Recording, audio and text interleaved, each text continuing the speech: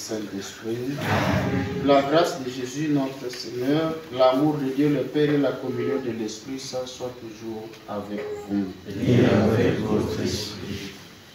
Aujourd'hui, en Église, nous célébrons le deuxième dimanche de Pâques, lequel dimanche est souvent appelé le dimanche de la miséricorde.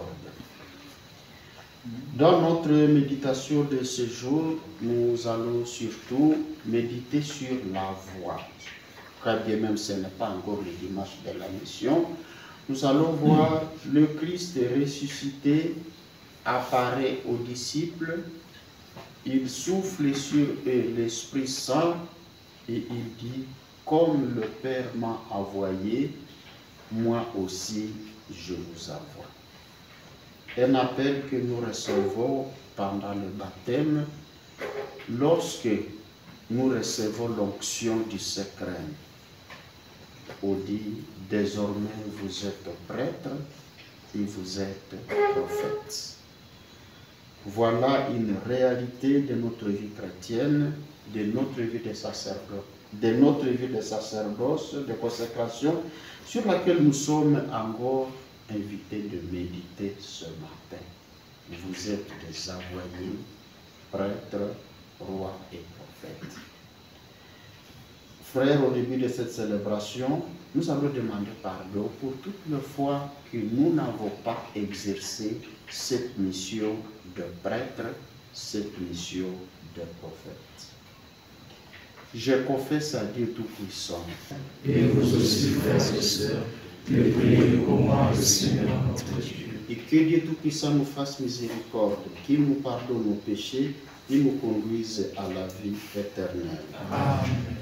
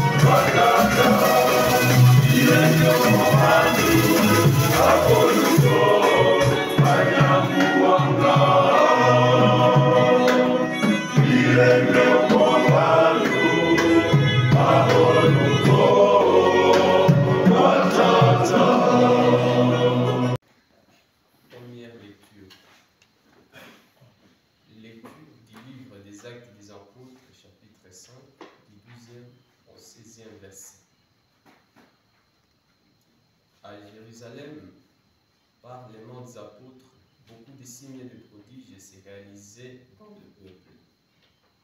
Tous les croyants d'un seul cœur s'étaient nés sous la colonnade des salons.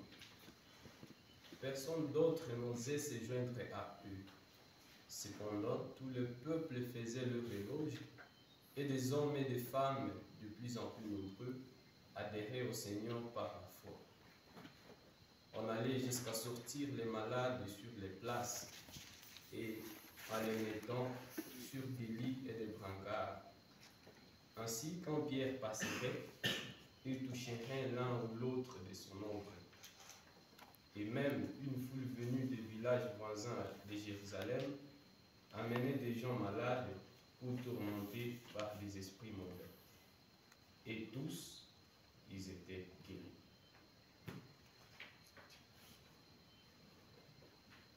Parole du Seigneur.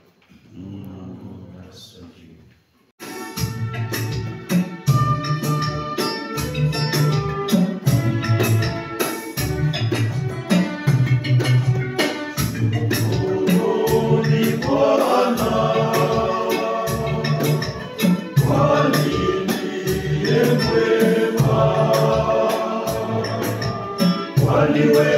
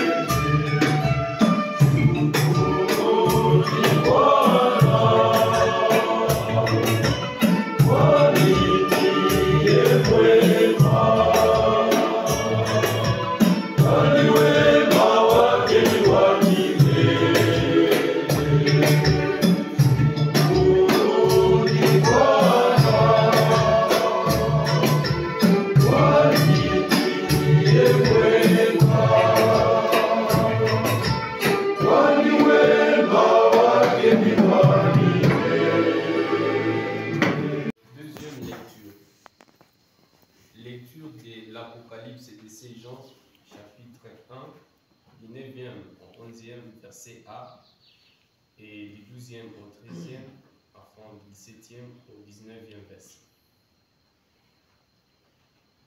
Moi, Jean, votre frère et accompagnant dans la persécution, la royauté et l'endurance avec Jésus, je me trouvais dans l'île de Patmos à cause de la parole de Dieu et du témoignage pour Jésus.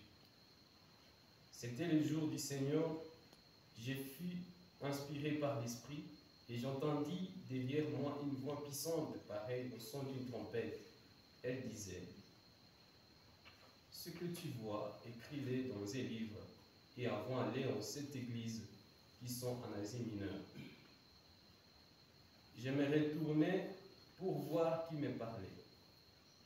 Quand je me fus retourné, j'ai vu 7 chandeliers d'or au milieu d'eux, comme un fils d'homme vêtu d'une longue tunique, une ceinture d'or lui serrait la poitrine. Quand je les vis, j'ai tombé comme mort à ses pieds, mais il posa sur moi sa main droite en disant: sois sa crainte, je suis le premier et le dernier, je suis le vivant, j'étais mort, mais me voici vivant pour les siècles des siècles. Et je détiens les clés de la mort et du séjour des morts. Écris donc ce que tu auras vu, ce qui arrive maintenant et ce qui arrivera ensuite.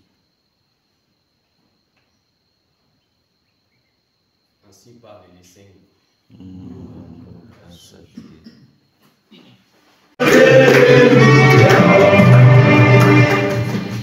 Le Seigneur soit avec vous. Et avec votre esprit. L'évangile de Jésus-Christ selon saint Jean. Gloire à toi, Seigneur. Jean chapitre 21 du verset 19 au verset 31. C'était après la mort de Jésus, le soir venu en ce premier jour de la semaine, alors que les portes du lieu où se trouvaient les disciples étaient verrouillées par crainte des Juifs, Jésus vint. Il était là au milieu d'eux. Il leur dit: la paix soit avec vous. Après cette parole, il leur montra ses mains et son côté. Les disciples furent remplis de joie en voyant le Seigneur. Jésus leur dit de nouveau: la paix soit avec vous. De même que le Père m'a envoyé, moi aussi je vous envoie. Ayant parlé, il souffla sur eux, il leur dit: recevez l'Esprit Saint. À qui vous remettrez ces péchés, ils seront remis. À qui vous maintiendrez les péchés, ils seront maintenus.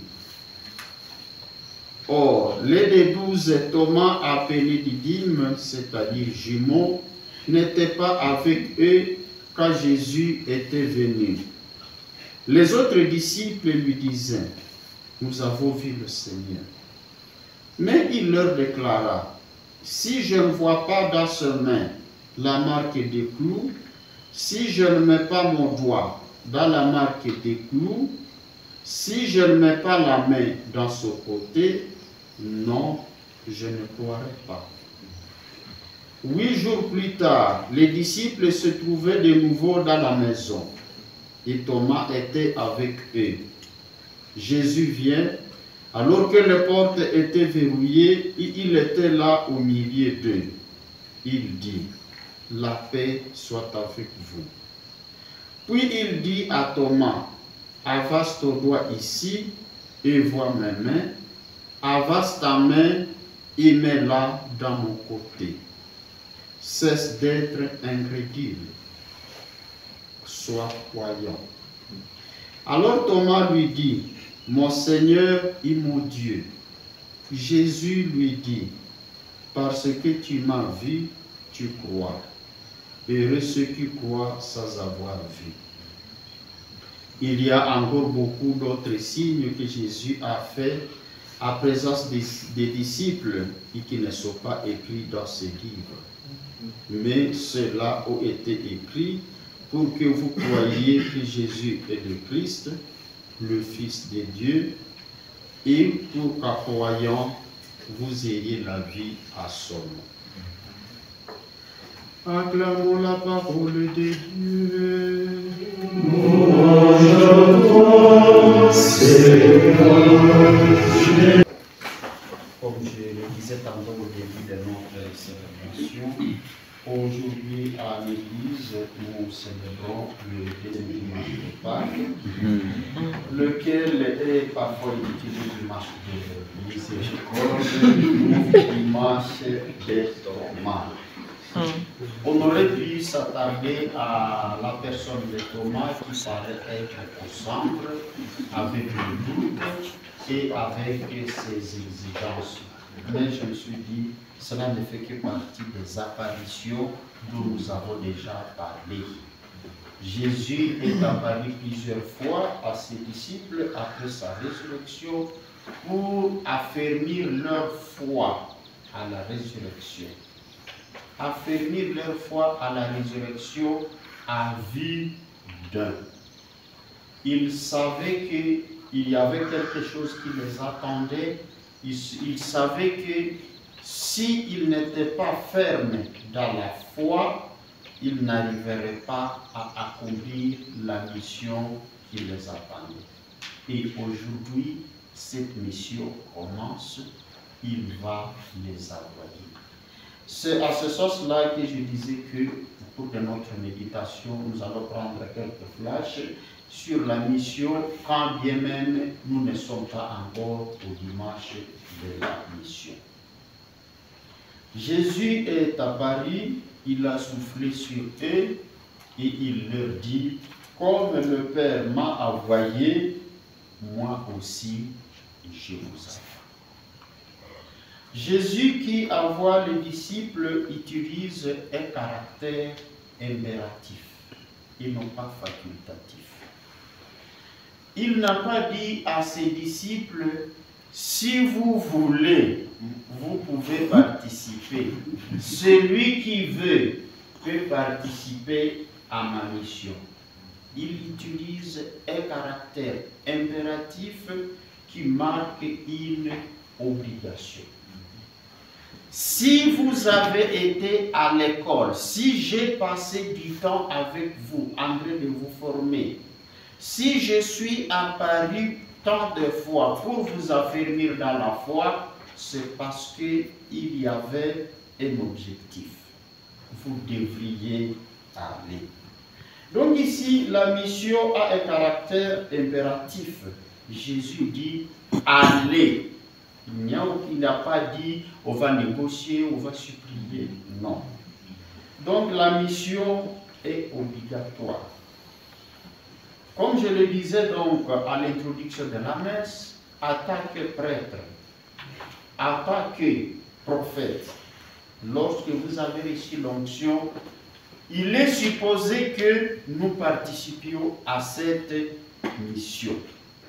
Cette mission a encore été renforcée car on a reçu la confirmation. On a dit, tu reçois les dons de l'Esprit Saint et on t'envoie dans le monde. Donc, la mission a un caractère impératif. Qui est le maître de la mission? La mission à laquelle le Christ a participé et à laquelle nous participons aujourd'hui, c'est la mission du Père. Si le Christ est venu dans le monde, il est venu accomplir ce que le Père lui a demandé de venir faire. Lui-même dit, comme le Père m'a envoyé. Le Christ venant au monde, il est venu comme missionnaire accomplissant la mission reçue du Père.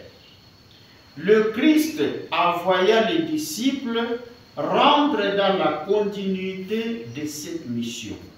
Les disciples vont partir pour participer à la mission du Père, laquelle mission, effectivement, passe par l'intermédiaire du Christ. Le Père est donc le propriétaire de la mission. Il est celui qui envoie.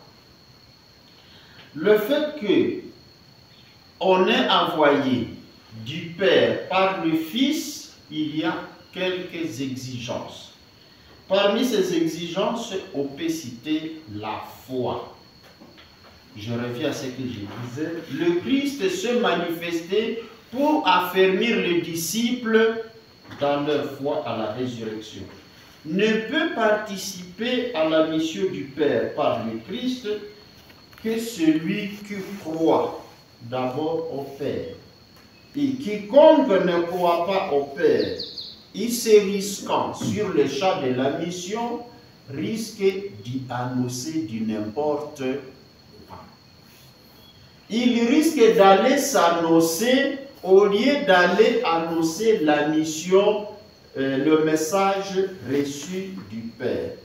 Il y a donc la foi, vivre dans le Père, reconnaître, se reconnaître dans le Père. Il y a exigence d'obéissance. Le missionnaire est une bouche mandatée. C'est une bouche qui dit une parole déposée sur ses lèvres. La parole qui sort de la bouche du missionnaire ou de l'envoyé, ce n'est pas ma parole, mais c'est la parole qui a été mise dans ma bouche, laquelle parole vient du propriétaire de la mission qui est le Père. D'où exigence d'obéissance et de fidélité.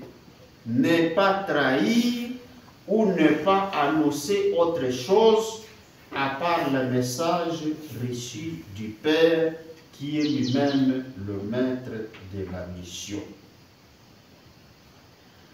Quel est le contenu de cette mission?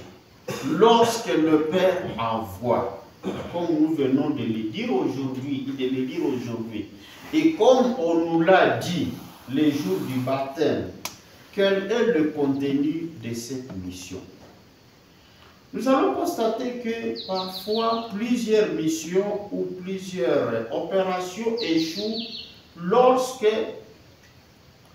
le lieutenant, celui qui est envoyé, va comme un aventurier sans connaître exactement ce qu'il est appelé à faire.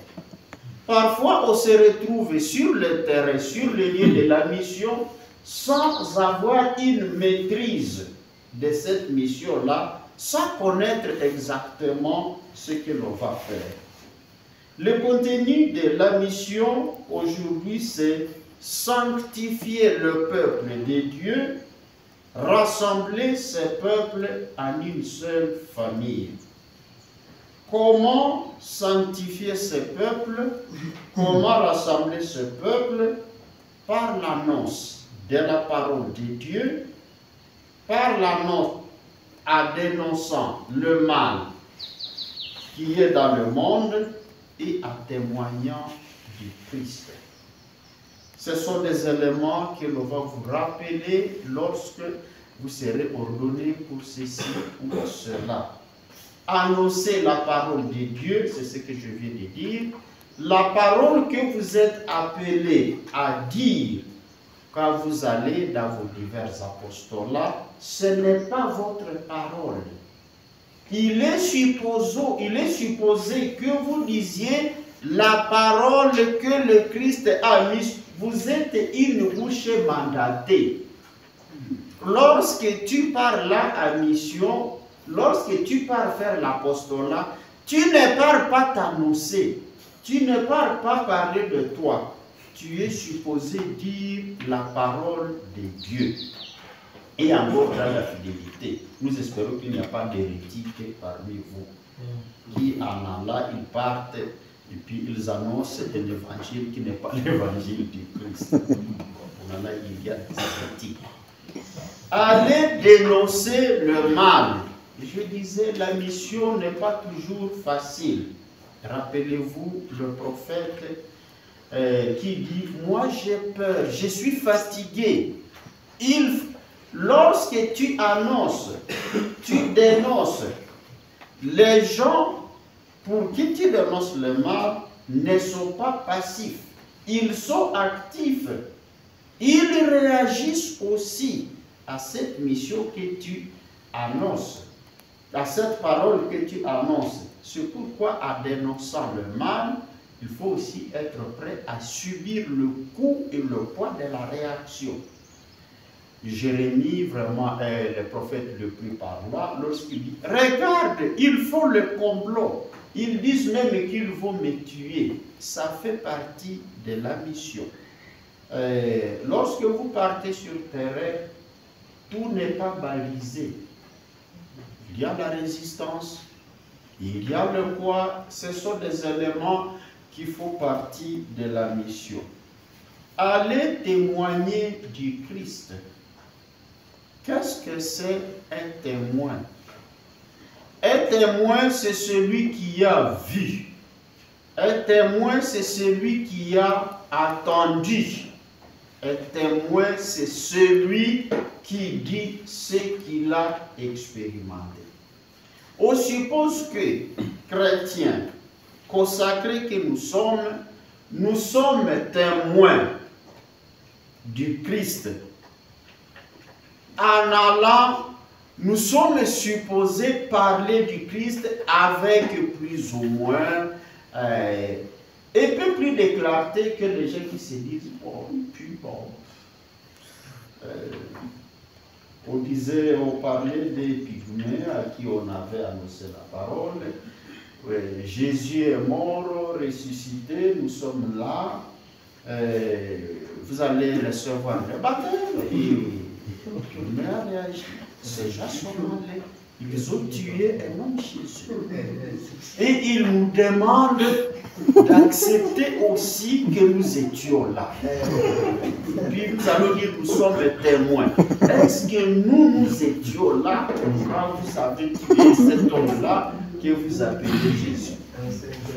Par le baptême en entrant dans l'église, vous êtes témoins. Vous ne pouvez plus aller réagir comme ces pygmées-là. Lui, il a dit, vous avez tué chez vous un homme et vous voulez que nous participions à ces crimes-là. Et quand le jugement viendra, vous allez dire, ce sont ces gens-là. Ils ont dit non. Nous, en tant que chrétiens, nous avons accepté d'être témoins du Christ. Et c'est ce que, comme je le disais, le but, même l'objectif des apparitions, être témoins. Les disciples ont vu. Ils ne peuvent plus nier ce qu'ils ont vu. Ils ne peuvent plus nier ce qu'ils ont attendu. Thomas a vu. Il a touché. Lorsqu'il ira sur terrain, est-ce qu'il faudra qu'il aille encore dire « Non, moi je ne sais même pas ». Non, il a quand même attendu le Christ parlant, il est venu, il a touché le Christ, et c'est celui-là qui ira annoncer. Être témoin du Christ.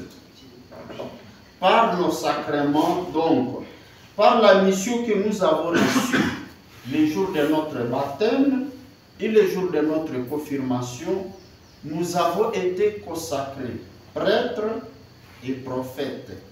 Donc nous sommes appelés à participer à cette mission de l'Église, annoncer la parole de Dieu, dénoncer le mal dans le monde et témoigner du Christ. C'est par ces voies-là que nous participons à la sanctification du peuple de Dieu, au rassemblement du peuple de Dieu en une seule famille, en un seul corps. Frères, en tant que consacrés, lorsque nous lisons notre règle de vie, notre constitution, il est dit là-dedans, l'assomptionniste participe à la mission de l'Église. Laquelle mission de l'Église effectivement consiste à sanctifier le peuple de Dieu, à gouverner le peuple de Dieu. Nous sommes là, nous participons à la mission de l'Église, sanctifier le peuple de Dieu par l'annonce de la parole, par la catéchèse, par la célébration des sacrements, mais nous sommes aussi des gouvernants. Nous participons au gouvernement de l'Église. Nous ne pouvons pas parler de l'Église, encore une fois, comme si nous étions des étrangers. Leur Église, non. Vous êtes parmi les gouvernants de cette Église-là. Vous êtes dedans. S'il y a du bien qui se passe là-dedans, vous avez une part. S'il y a du mal, si un jour on devrait juger, vous serez aussi jugé. Donc, nous participons à la mission de l'Église. Participant donc à la mission de l'Église, nous sommes appelés à la fidélité, plutôt à l'enseignement de l'Église. Pendant les messes d'ordination, ça, les évêques disent, tu annonceras ce que tu crois et on t'impose la parole. On n'est pas là pour aller dire du n'importe quoi. Allez vers l'homme menacé comme image de Dieu et aller là où Dieu est menacé à l'homme. Aujourd'hui, donc, nous avons une mission avec une voie qui est tracée selon nos constitutions. Là où l'homme est menacé, c'est ce que je viens de dire, dénoncer le mal qui menace l'homme, mais aller aussi là où Dieu est menacé. Ici, on parle de nihilisme, un monde sans Dieu. Il y a Dieu qui est menacé, il y a Dieu qui est en train de perdre ce droit sur l'homme, et c'est là où il faut dire non, l'homme créé par Dieu et à l'image de Dieu n'est pas seul sur sa route terrestre. Il est l'habitation de Dieu, il est le tabernacle de Dieu. Et on ne peut pas nier les droits de Dieu sur cet homme-là. Être missionnaire aujourd'hui, assomptionniste, cela exige de nous donc la fidélité à cette mission de l'Église à laquelle nous participons. Donc, à ce deuxième dimanche de Pâques, à l'exemple des disciples qui ont reçu la mission du Christ, méditons encore une fois sur la mission que nous avons reçue. Nous sommes envoyés par le Christ et nous sommes invités à répondre et à dire un jour, à rendre compte de la manière dont nous avons rempli cette mission. Sur la route de la mission, nous ne sommes pas seuls. Le Christ a donné l'Esprit. Nous avons reçu aussi ce même Esprit. Il nous accompagne. Il est le défenseur, il est la lumière, il est la sagesse. Profitons donc de ces grâces qu'il nous donne. Amen.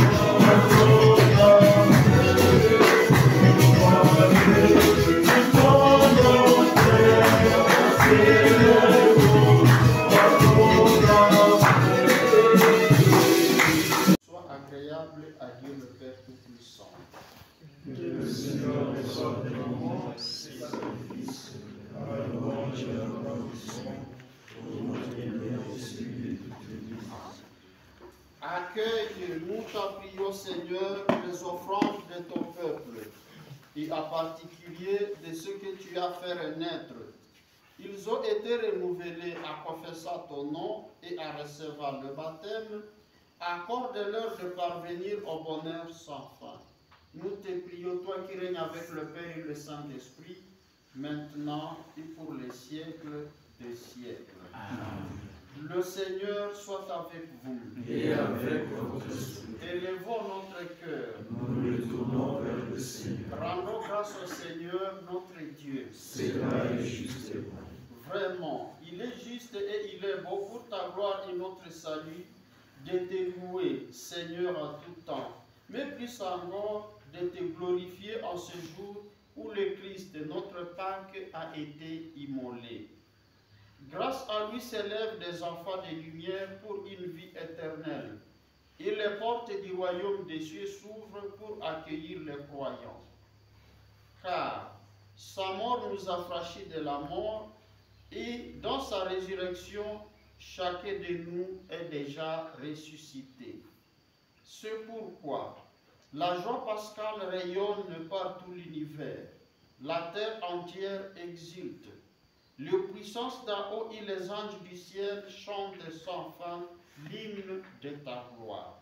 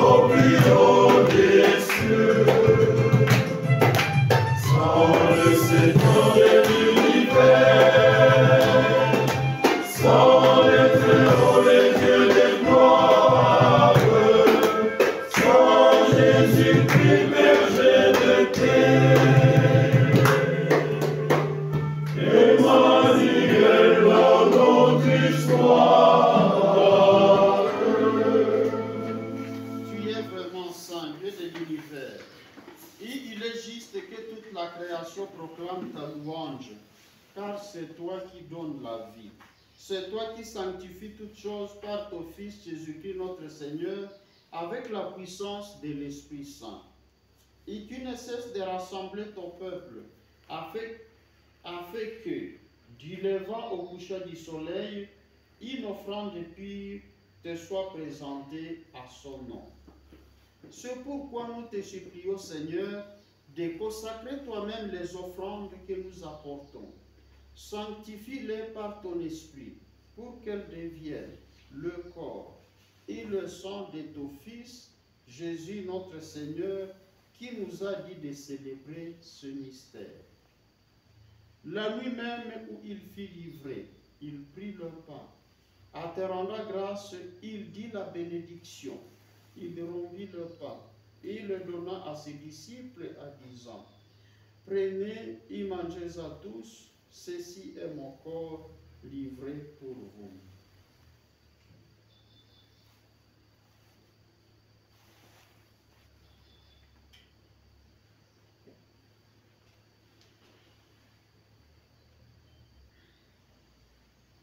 De même, après le repas, il prit la coupe. En te rendant grâce, il dit la bénédiction Il donna la coupe à ses disciples en disant, prenez et buvez-en tous, car ceci est la coupe de mon sang, le sang de l'alliance nouvelle et éternelle, qui sera versé pour vous et pour la multitude à rémission des péchés. Vous ferez cela en mémoire de moi.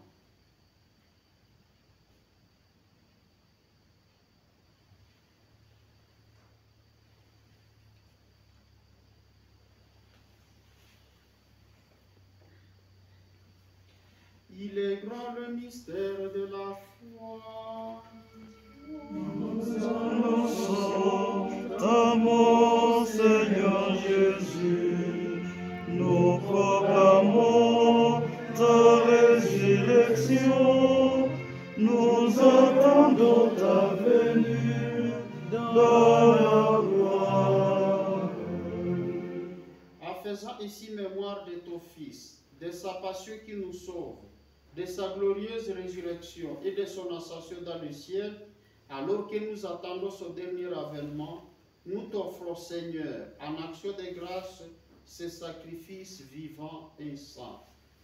Regarde, nous t'en prions, l'oblation de ton Église, et daigne y reconnaître ton Fils qui, selon ta volonté, s'est offert à sacrifice pour nous réconcilier avec toi. Quand nous serons nourris de son corps et de son sang, et remplis de l'Esprit Saint, accorde-nous d'être un seul corps et un seul esprit dans le Christ. Que l'Esprit se fasse de nous une éternelle offrande à ta gloire, pour que nous obtenions un jour l'héritage promis avec tes élus. En premier lieu, la bienheureuse Vierge Marie, Mère de Dieu, avec Saint Joseph son époux, les bienheureux apôtres, les glorieux martyrs, tous les saints qui ne cessent d'intercéder auprès de toi, ils nous assurent de ton secours. Et maintenant, nous te supplions, Seigneur, par le sacrifice qui nous réconcilie avec toi, étends au monde entier le salut et la paix. Affermis ton Église à pèlerinage sur la terre, dans la charité et la foi, en union avec notre évêque Sikouli Melchisedec, l'ensemble des évêques, les prêtres, les diacres, nos parents, nos bienfaiteurs, toutes les personnes qui nous accompagnent de différentes manières et tout le peuple que tu as racheté. Écoute à ta bonté les prières de ta famille que tu as voulu rassembler devant toi. Dans ta miséricorde, ramène à toi, Père très aimant, tous tes enfants dispersés. Pour nos frères et sœurs d'enfants, la famille Ndima Jean et de Moussava Robert.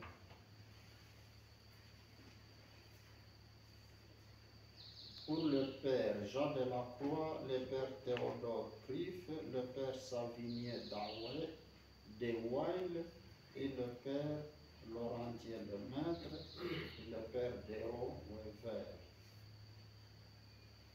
La Sœur Marie Claire Papillon, Yvonne André et Johanna Aînée. Pour tous les défunts membres de nos familles, les victimes de la violence humaine dans le monde, les victimes de catastrophes naturelles, et pour tous ceux qui ont quitté ce monde, ils retrouvent grâce devant toi, nous te prions. À ta bienveillance, accueille-les dans ton royaume, où nous espérons être comblés de ta gloire, tous ensemble et pour l'éternité, par le Christ notre Seigneur, par qui tu donnes au monde toutes grâces et tout bien. Par lui, avec lui, en lui, en toi, le Père Tout-Puissant, dans l'unité du Saint-Esprit, tout honneur et toute gloire, pour les siècles des siècles. Amen. Notre Père qui es aux cieux, c'est à toi qu'appartiennent la puissance et la gloire, pour les siècles des siècles. Seigneur Jésus-Christ, tu as dit à tes apôtres, je vous laisse la paix, je vous donne ma paix. Ne regarde pas nos péchés, mais la foi de ton Église. Pour que ta volonté s'accomplisse, donne-lui toujours cette paix et conduis-la vers l'unité parfaite, toi qui vis et règnes pour les siècles des siècles. Amen. Que la paix du Seigneur soit toujours avec vous. Et avec votre esprit. Donde la misoma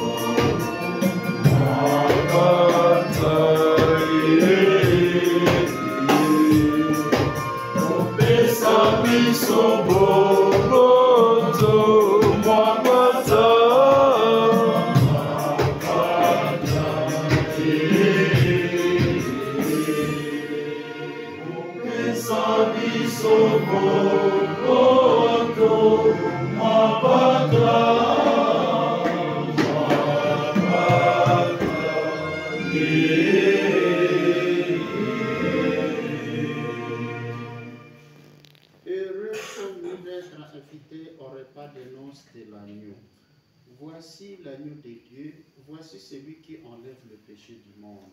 Seigneur, je ne suis pas digne de te recevoir, mais dis seulement les paroles, je serai guéri.